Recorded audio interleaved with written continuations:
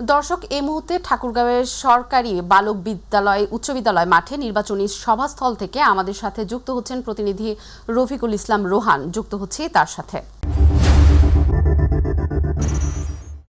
ধন্যবাদ আপনাকে।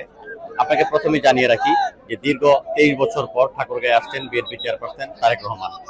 তার এই আগমন উপলক্ষে ঠাকুরগাঁয়ে আজ জনতার ঢল নেমেছে।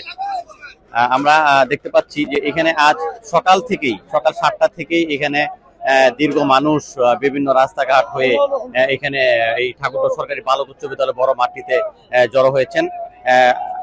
আপনারা জানেন যে আজ সকাল 11:30টার সময় বিএনপি চেয়ারপারসন তারেক রহমান এই ঠাকুরগাঁও সরকারি বালক উচ্চ বিদ্যালয় বড় মাঠে বক্তব্য দিবেন।